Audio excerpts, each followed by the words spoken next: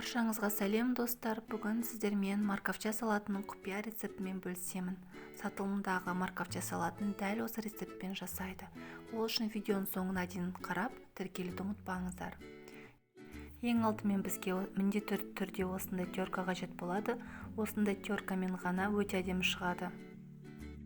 Сәбіздердің барлығын осы теркадан өткізіп шығамыз.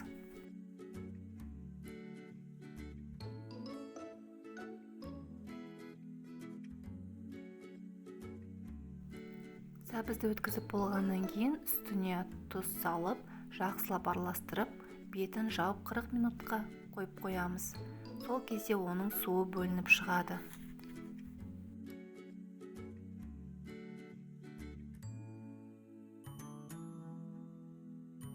Қырық минуттан кейін сәбізді суынан ажыратып аламыз.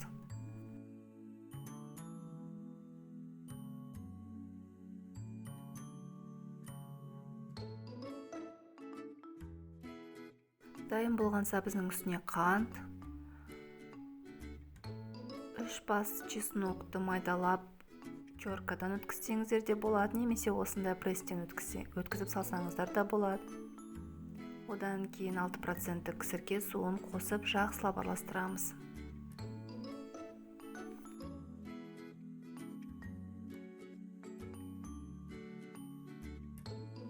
Салаттың негізгі фишкасы, негізгі құпиясы оның тұздығында. Тұздығын дайындау үшін табаға сұйық майды құйып қыздырамыз, бірақ қайнатпаймыз. Сәл қызғаннан кейін оның үстіне паприка, қызыл бұрыш және кориандр салып жақсылап араластырамыз. Бірақ қайнап кетпеу керек, тек сәл қыздырамыз.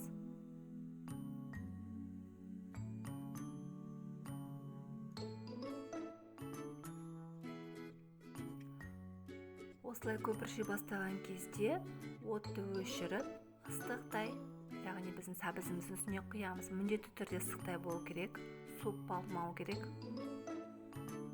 Жақсылап араластырамыз.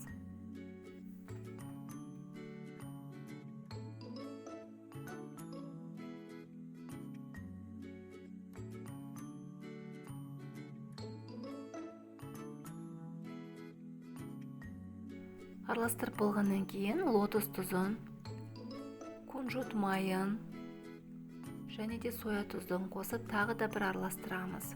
Қолданған лотос приправасы мен кунжут майын видеоның соңында көрсетіп өтемін. Қалауларыңыз бойынша ұсынсаңыздар болады.